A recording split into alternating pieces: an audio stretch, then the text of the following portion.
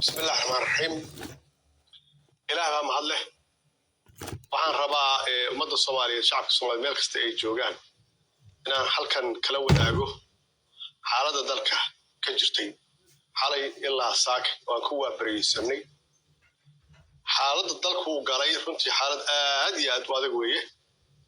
أنا وهو ذلك نقول هاي فراجلوا هاي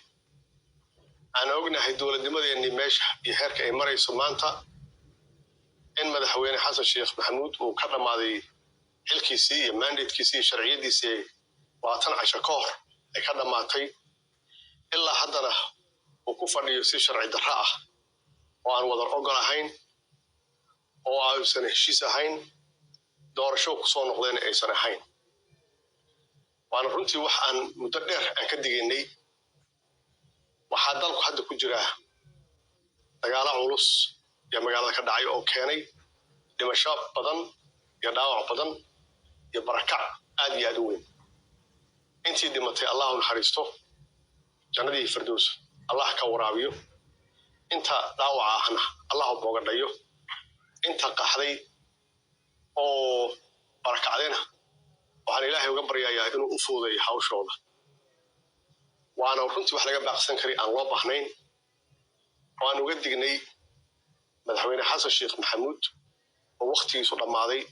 oo maanta ku fadhiya sharci darro in aysan arrintan gaarin xaaladan aan maanta aan taaganahay inaan la gaarin oo ah in gurigiisii lagu weeraro madaxweynihii hore shariif sheekh axmed iyo dad mas-uuliyiina salaadiina oo ugu horeeyo ugaas cabdirasaaq ugaas cabdullaahi farcadde iyo mas-uuliyiin dalkan xilal usoo qabatay sarsare oo ka mid ahaa oo ka mid yahay ra-iisul wasaarihii hore xasan cali khayre halkaasna uu ka dhacay runtii tacaddi iyo foolxumo aad iyo aad u weyn dad badan oo deegaanadaas deganna ay qaxeen ilaa haddana ay qaxayaan waxaa laga yaabaa xasan sheekh maxamuud inuu leeyahay farmaajo madaxweynihii hore isaga naftiisa hadda waa madaxweyne hore ama madaxweyne horaan nahay inuu leeyahay farmaajo hal sano ku darsaday ee adigana ku darso madaxweynuhu anuu hal sano kuma darsan anugu waxaan haystay sharciyad September 17 yaan heshiis galnay 6 bilood ka hor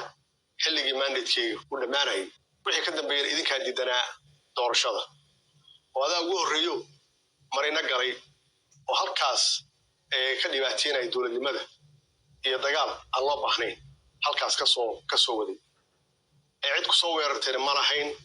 100 jeer yaa dadka waxa u yeert ugu sheegtay waa la soo weeraray oo marina lagu soo weeraray maayda lagu soo weeraray waxaasoo dhan waxay ahaayeen been abuur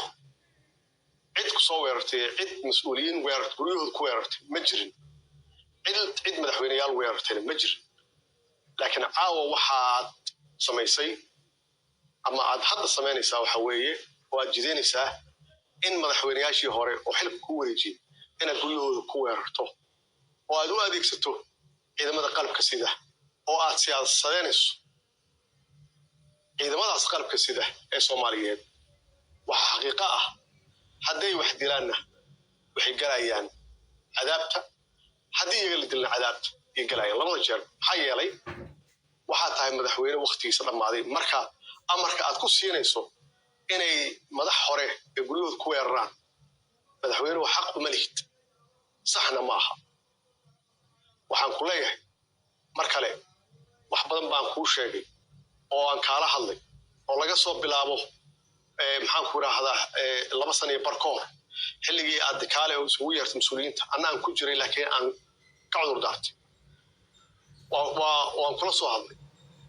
waxaad waday dastuur la bedelayo oo adigu kaliya aad leedahay waa lagaaga digay waad ku socotay aniga iyo madaxweyne sheekh shariif yaad 2024 mars waxaad noo dirtay Saciid Cabdullaahi Dani oo aad tiri waa joojinayaa inaan hore u wado dastuurka kaliya ahay aniga isaga hanala dhex galo waa idin dhex galnay adiga isbedelay waa wada dastuurka kaliya ahaa adiga aan saxsaday adiga keensaday doorasho adiga aad leedahay shuruuc aad leedahay axzaab shuruuc adigu aad leedahay adigaa keensaday guddi doorasho adiga aad leedahay adiga keligaa oo aad doorashada galay annagoo ku leh talada dhexda dhig aan kula wadaagno aan kula galno doorashada ilaa heerkaan maalin walbaba aan kaala hadlayno aan ku lahayn ka joog oo aad lahayd cidna u joojin mayno waxay gaartay inaad xalana gasho oo international partners maraykanka siyahayahooda iyo safiirka ingiriiska aad hor fadhiisato adigoo mas-uuliyaddii qaranka aad haysato oo mandatekiina aad leedahay waxaad halkaas aad diiday in hore loo socdo oo heshiis lagu galo bishii lasoo dhaafay 13 14 adigoo heli kara inaad ummaddan waalaha la fadhiisato mas-uuliyiinta la fadhiisato stakeholderska aad la fadhiisato oo aadna la fadhiisato oo aan doorasho kula galno ilaan meesha iska fadhin maysid 4 sano lagu heshiiyo waa dhammaatay in aan kaala heshiino oo aan keenno